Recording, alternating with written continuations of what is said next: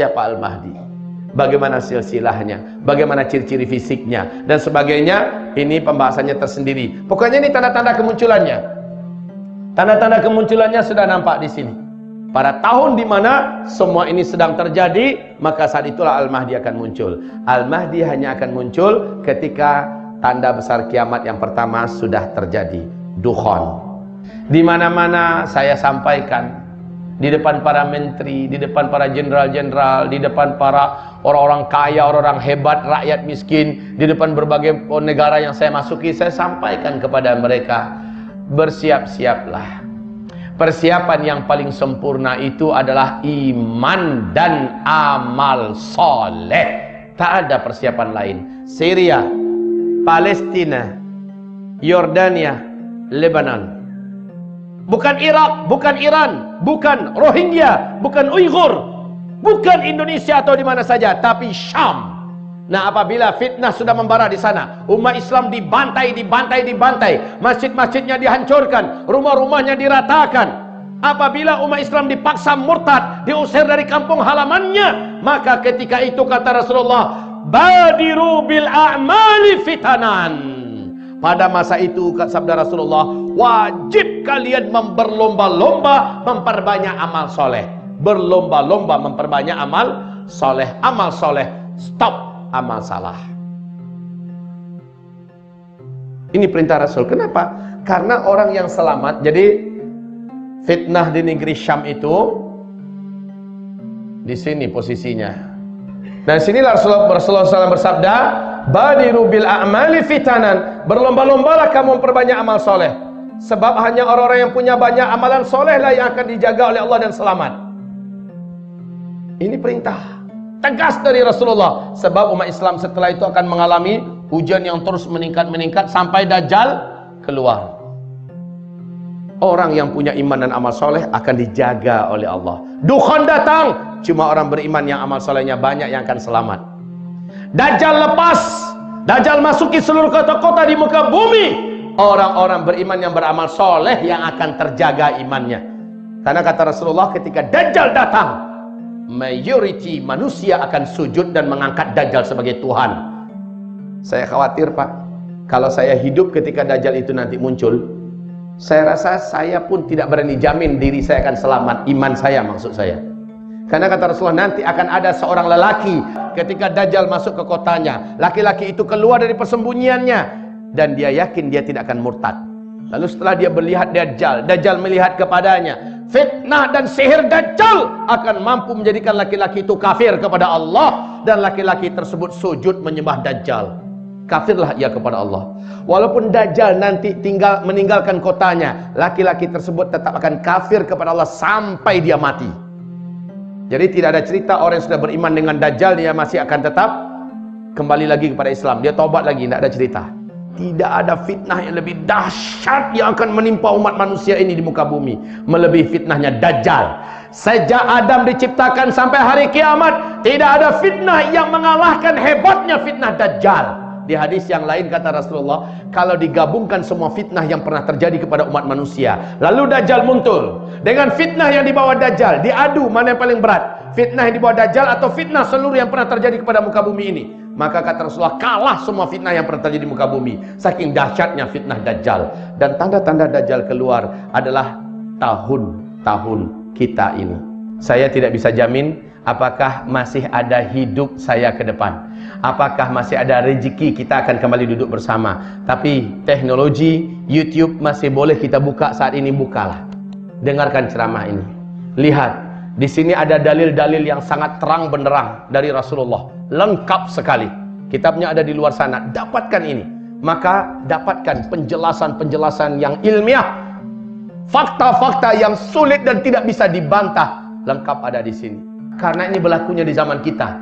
Dan kalau kita tidak membaca, apabila kita tidak lagi menggali, kita sudah dengar satu kali ini tapi kita tidak lanjutkan untuk pelindungan diri, untuk keselamatan keluarga, saya sudah sampaikan. Ini semacam prolog atau semacam mukaddimah lah ya, pengantar. Bapak-bapak, ibu-ibu, setelah dengarkan ceramah ini, jangan pula bapak ibu jadi berubah negatif. Melihat masa depan sudah tak semangat lagi. Lihat hidup ke depan ini sudah gelap, dah mau kiamat. Pulangnya bahunya sudah macam ni. Pak, kenapa macam tu jalannya? Udah mau kiamat. Lalu anak-anaknya yang sudah tamat sekolah menengah atas dipanggil, nak dengar ceramah tadi tak? Betul ayah, sudah dengar. Mau dekat kiamat kan? Iya. Macam mana? Nak masuk, nak lanjut ke universiti ke? Iya ayah, tu apa lagi kita punya sijil tak ada guna lagi. Dan nak kiamat, kita fokus ibadah aja lah. Jangan macam tu. Habis dengarkan ini pula tulis surat resign kepada perusahaan, mengingat, menimbang, sudah dekat kiamat memutuskan saya resign. Tidak demikian. Perintah Rasulullah SAW lah yang harus kita tiru. Lihat para sahabat, setelah mereka mendengarkan kiamat sangat dekat dari Rasulullah, langsung seluruh mereka bersemangat dengan hidupnya. Betul tidak? Seluruh sahabat menjadi berubah. Mereka lihat, baki usia saya yang ada, mesti saya isi dengan hal yang paling bermanfaat dalam hidup ini. Saya harus punya amalan yang terbanyak. Maka mereka dalam bisnis pasti mereka jujur dan mereka serius, karena mereka ingin hartanya banyak, dan dengan harta itu mereka boleh berbuat banyak untuk agama. Mereka dalam bekerja, mereka amanah, mereka tidak ingin main-main dan corruption waktu, mereka tidak ingin berkhianat.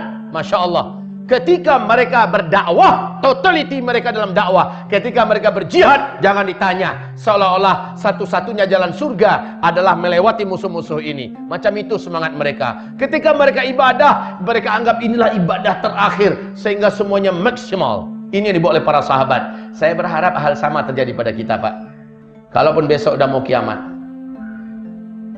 hari ini masih ada satu butir biji kurma di tangan kamu yang boleh kamu tanam hari ini. Tanam, kata Rasulullah. Boleh kita tanam hari ini, tanam. Padahal besok udah mau kiamat kan. Nabi masih perintahkan tanam hari ini. Maknanya adalah sedekat apapun petaka-petaka besar, bencana-bencana, huru-hara dan sebagainya, masih boleh kita buat kebaikan hari ini. Yang kebaikan itu mungkin 10-20 tahun yang akan datang baru mulai mendatangkan hasil dan buah. Tak apa, buat sekarang. Karena Allah tak tanya kita, kamu berjaya tak? Kamu berhasil tak? Allah tak tanya itu. Tapi Allah tanya, apa yang sudah kamu buat? Apa yang sudah kamu tanam? Apa yang sudah kamu mulai? Apa yang sudah kamu start? Akan Allah tanya itu.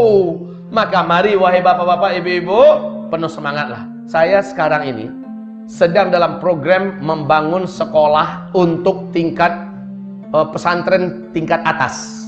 Kalau kami mengatakan tingkat SMA, setelah tingkat menengah pertengahan pertama.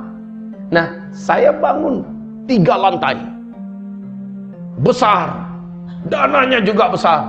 Ustaz, kan Ustaz mengajarkan sudah dekat mau kiamat, kenapa Ustaz masih bersemangat? Inilah dia hadis Nabi itu, sedekat apapun kiamat, hari ini masih boleh kita nak buat hari ini.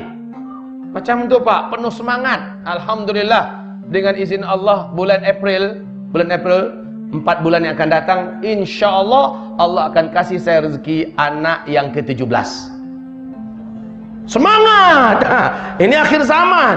Kalau akhir zaman tuh harus semangat. Jangan habis dengar ini bilang sama bini kita, anak cukup 2 ya, udah mau kiamat nih. Jangan macam tuh. Makin dekat kiamat, makin semangat untuk hidup, ya. Makin semangat menjadi orang yang paling besar dan paling banyak amal solehnya. Sepakat apa tidak? Setuju apa tidak? Semangat sekali lagi. Sholat 5 waktunya semangat, kejar ke masjid. Begitu loh Pak. Ya. Sholat tahajudnya, tolong bangun. Walaupun cuma 2 rakaat lalu 1 witir. Jadilah. Angkat tangan lama-lama, berdoalah kepada Allah.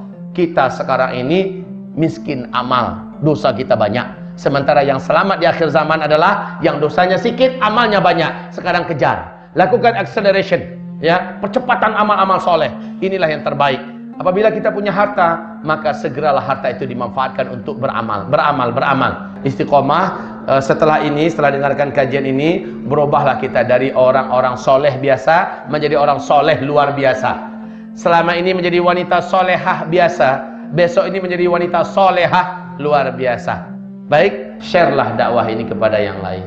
Semoga yang lain pun tersadar, kemudian terjaga daripada tidur panjangnya, kemudian menganggap bahwa saatnya harus serius dalam hidup ini, mempersiapkan keselamatan hari akhir yang sudah di depan mata.